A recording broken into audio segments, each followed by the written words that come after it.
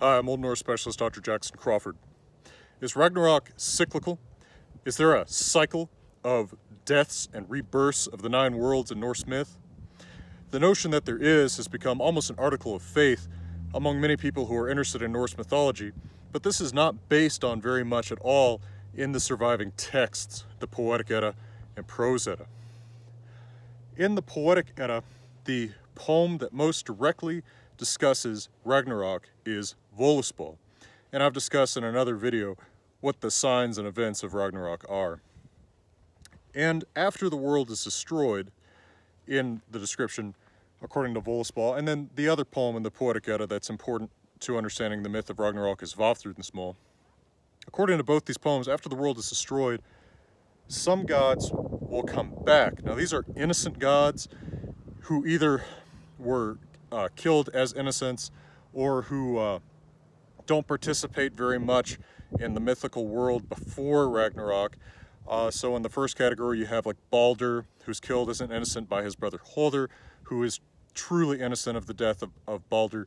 He's tricked into doing it by Loki. In the last category, you have Mothi and Magni, sons of Thor. There's also Vidar, a son of Odin, who avenges him at Ragnarok, and Vali, who avenges Halder. These gods will all come back, along with Hunir, a mysterious figure who has something to do with the creation of human beings. And that new world will be very green. It will have all the features of the early world that the gods inhabited before they made mankind and Midgardr, such as the golden game pieces that they play with. This is mentioned at the beginning of Völuspá and at the end in the new world.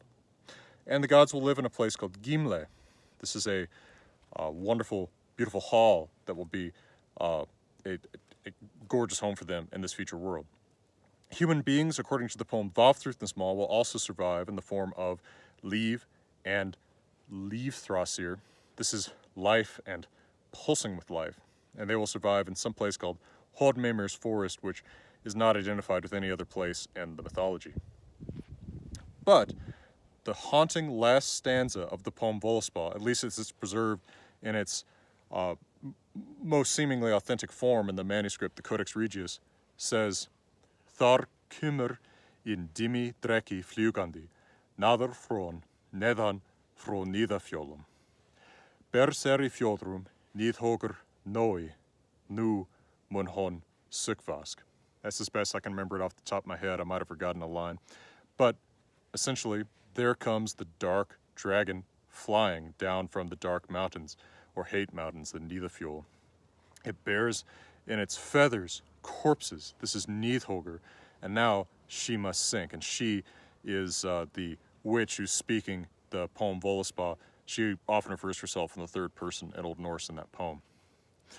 And so what it looks like is that good is reborn and evil is reborn. Now, that does not mean that this is a constant, never-ending cycle. It may just be that this was conceived of as a single rebirth. There's nowhere do we see, anywhere in Old Norse, the notion that this is a constantly recurring cycle.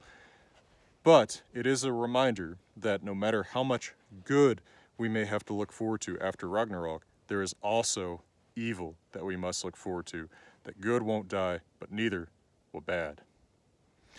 From always stunning Colorado, I'm wishing you the very best.